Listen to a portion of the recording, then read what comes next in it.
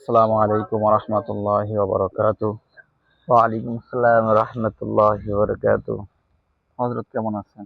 আলহামদুলিল্লাহ আলা কুল্লি হাল। ভাই আছেন কেমন? আলহামদুলিল্লাহ। সম্মানিত ভিউয়ার্স, আশা করি সকলে ভালো আছেন। ধারাবাহিকভাবে আমাদের আজকের যে বিষয়টি হচ্ছে হযরতের কাছে আমার আবেদন যে সাধারণ মানুষের জন্য আপনি কিছু নসিহত করবেন এবং কিছু বিষয় বলবেন। যেমন ঈদুল ফিতরের নামাজ, ঈদুল আজহার নামাজ, তারপরে সাধারণ অক্তীয় নামাজ, প্রতিদিনের ফরজ নামাজ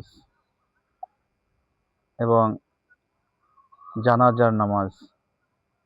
এই নামাজগুলির ভিতরে কি কি পার্থক্য আছে, কতটুকু কোনটা প্রয়োজন বেশি, এ বিষয়ে যদি একটু সাধারণ মানুষের উদ্দেশ্যে কিছু বলতেন। মাশাআল্লাহ, ভাই খুব গুরুত্বপূর্ণ প্রশ্ন করছেন। যে আমরা যে নামাজ পড়ি, আল্লাহর নবী জনাবে রাসূলুল্লাহ সাল্লাল্লাহু আলাইহি ওয়াসাল্লাম ফরমান, সল্লু কামা রাআইতুমুনি উসাল্লি। তোমরা নামাজ আদায় করো এমনি ভাবে যেমনি ভাবে আমি রাসূল নামাজ আদায় করেছি। তো এই নামাজটা আমাদের জন্য বাধ্যতামূলক, প্রয়োজনীয়। নামাজ আমরা ৫ ওয়াক্ত নামাজ পড়ি, এইটাও নামাজ। আমরা সপ্তাহে একদিন জুমার নামাজ পড়ি, এইটাও নামাজ। আমরা ২টা ঈদের নামাজ পড়ি, এইটাও নামাজ। আবার একটা সময় আমরা যখন এই দুনিয়াতে বসবাস করার পরে দুনিয়ার শেষ সীমানায় পৌঁছাইয়া যখন আমরা দুনিয়া থেকে চলে যাব, তখন আমাদের শেষ নামাজটা হয় জানাজার নামাজ। প্রত্যেকটা নামাজের ভিতরে নিয়ম আছে, শৃঙ্খলা আছে, ধারাবাহিকতা আছে। তো প্রত্যেকদিন আমরা যেহেতু ৫ ওয়াক্ত নামাজ পড়ি, ৫ ওয়াক্ত নামাজের মাসলা মাসাইল আমরা সবসময়ের জন্য জানি এবং এগুলো বুঝে এই জন্য আমল করি। সাপ্তাহিক যে জুমার নামাজ, প্রত্যেক সপ্তাহে জুমার নামাজ পড়ি, তো এই জন্য এটি সম্পর্কে আমাদের পরিপূর্ণ ধারণা আছে। প্রায় আমরা জানাজার নামাজও পড়ি। এটা জানাজার নামাজের সময় নিয়ম কারণগুলো বলে দেওয়া হয়। কিন্তু ২টা ঈদ, যে ঈদটা এই বছর থেকে ওই বছর, ওই বছর থেকে এই বছর, ১ বছর পর পর ঈদ আসে।